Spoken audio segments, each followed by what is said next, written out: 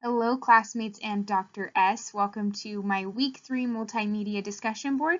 My name is Nicole Dalton, and in my presentation, I will be discussing Code of Ethics. The first organization's Code of Ethics that I'll be covering is CAPIO. And CAPIO is an organization that helps advance public sector communicators in the state of California specifically.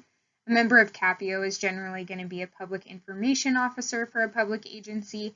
In my case, I'm a community affairs coordinator for the city of Rancho Cucamonga. First and foremost, our duty as public communicators is to uphold the foundation of the United States democratic government. And more simply put, we're here to serve the needs of our constituents.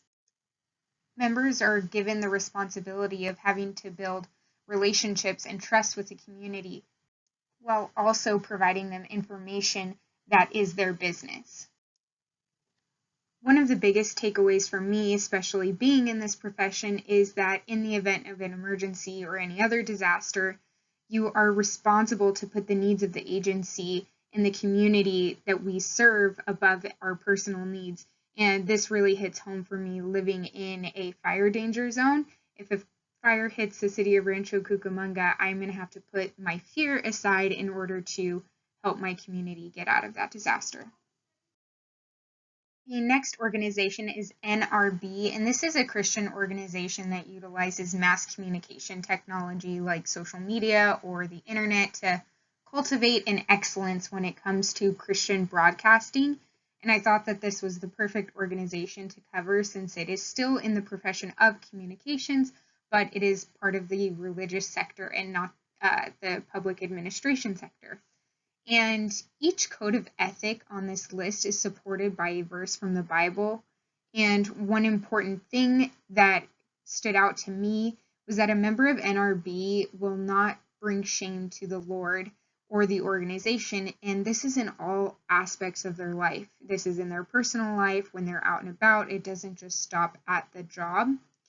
And the next one is to not unnecessarily criticize others, as the Lord is working through all individuals and they're all in different phases of their life.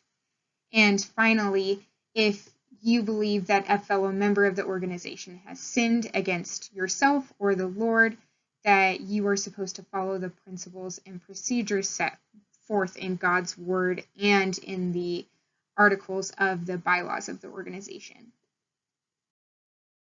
CAPIO and NRB's ethical frameworks definitely agree with one another.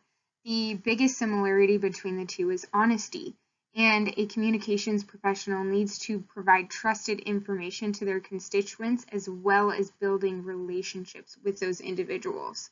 And a communication professional can never knowingly spread false information, or else that's going to lead to the breakdown of those relationships that they've worked so hard to build.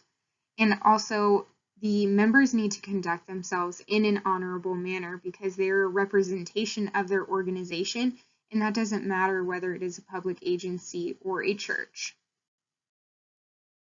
After studying both CAPIO and NRB's codes of ethics and reflecting on all of the theories that we've learned so far, I believe that Thomas Hobbes's theory on contractarianism applies best to these codes of ethics.